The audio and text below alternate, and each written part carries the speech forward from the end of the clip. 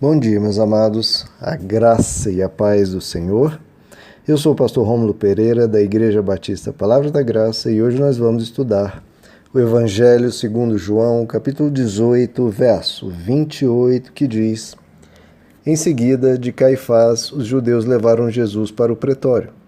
Já estava amanhecendo, e para evitar contaminação cerimonial, os judeus não entraram no pretório, pois queriam participar da Páscoa. Bom, queridos, estamos vendo aqui a finalização do interrogatório de Jesus e agora eles vão levar para a corte romana, no pretório, que era o lugar de julgamento em que os romanos realizavam os julgamentos. Por quê? Porque os judeus queriam que Jesus fosse morto. E como Israel estava sob o Império Romano, eles não tinham autorização para matar uma pessoa. Isso poderia gerar implicações. Então eles foram levar Jesus para o acusar diante dos romanos. E aqui a gente está vendo a tristeza, né, queridos? Veja que os judeus aqui, eles não queriam se contaminar cerimonialmente, porque um judeu, se ele tocasse num gentio, ele se considerava impuro. E, se estava impuro, ele não poderia participar da Páscoa, que era o festival mais importante da religião judaica. Então, olha que interessante, matar um ser humano, inclusive um líder religioso, que só pregava a paz, a bondade, a compaixão, isso não contaminava. Agora, pisar no pátio de um hall de julgamento romano, isso contamina. Então veja como é muitas vezes a mentalidade do religioso. O lugar contamina. Se a pessoa vai num lugar de alguma religião diferente, não, aquele lugar ali eles fazem práticas assim, aí contamina. Agora, maldade no coração, calúnia, prejudicar pessoas, falar as coisas nas costas, ferir pessoas, aí parece que não tem problema. Veja como é a cultura religiosa, vê mais peso em lugares, em questões ritualísticas, do que realmente o que se passa no coração. E a gente vê aqui novamente, queridos, a questão de como a religião, como Jesus diz, engole um camelo, mas coa um mosquito. Então fica preocupado com picuinhas, com coisas que talvez tenham certa relevância naquela cultura, ou mesmo de verdade, mas são coisas que são detalhes, coisas que são secundárias. E isso tem uma importância absurda. Agora as coisas cruciais, as coisas essenciais, isso passa-se por cima. E é isso que a gente vê constantemente na literatura dos profetas. Se você for ver os profetas do Antigo Testamento, o quanto eles combatiam essa religiosidade aqui, que está matando Jesus, o quanto eles combatiam. Esse espírito dogmático, esse espírito perseguidor da religião, que gosta de falar de doutrinas, disso e daquilo, mas a vivência, a prática é de muitas vezes de fazer o mal ao ser humano, o quanto os profetas combatiam isso. E qual era o resultado? Matavam os profetas. Isaías, por exemplo, que foi cerrado ao meio, diz lá no capítulo 1, o próprio Deus dizendo: de que me serve a mim a multidão dos vossos sacrifícios e ofertas, diz o Senhor. Eu estou farto dos holocaustos e das ofertas de vocês, e não me agrado do sangue de novilhos nem de cordeiros. Quando vindes para comparecerdes perante mim, quem requereu isso de vossas mãos? Que entrasseis no meu templo. Não continueis a trazer ofertas vãs. O incenso de vocês para mim é abominação. As festividades, os sábados, a convocação das assembleias, eu não consigo mais suportar. Olha o que Deus está dizendo. Por quê? Porque o ajuntamento solene de vocês é cheio de iniquidade. As vossas festas, a minha alma as aborrece, já me são pesadas, estou cansado de as sofrer. Quando estendeis as vossas mãos, escondereis de vós os meus olhos. Olha o que Deus diz: eu vou esconder os meus olhos de vocês. E ainda que multipliqueis as vossas orações, não as ouvireis. Por quê? Porque as vossas mãos estão cheias de injustiça. Lavai-vos, purificai-vos, tirai de diante de mim dos meus olhos a maldade dos vossos atos. Cessai de fazer o bem, o mal. Aprendei a fazer o bem. Buscai a justiça. Acabai com a opressão. Fazei justiça ao órfão e à viúva. Então o que Deus está dizendo? Olha, vocês vêm com rituais, vêm com ofertas, vêm com orações. Mas do que adianta isso se vocês estão cheios de maldades? Se vocês tratam mal as pessoas? Se vocês ofendem as pessoas, humilham as pessoas, perseguem o diferente, do que adianta vir com 1000 orações? Pelo contrário, eu vou fechar os meus ouvidos e vou me afastar de vocês enquanto vocês não se purificarem. Jeremias, semelhantemente, lá no capítulo 6, Deus diz: quem me escutará? Os ouvidos deles estão fechados e eles não podem ouvir. A palavra de Deus é para eles desprezível. Não encontram motivo de prazer. E no capítulo 7 ele diz: eis que vós confiais em palavras falsas, que para nada são proveitosas.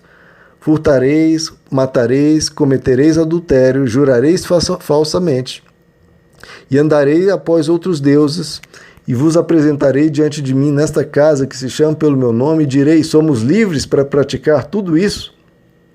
Tornou-se, pois, esta casa que se chama pelo meu nome uma caverna, uma casa de salteadores aos vossos olhos?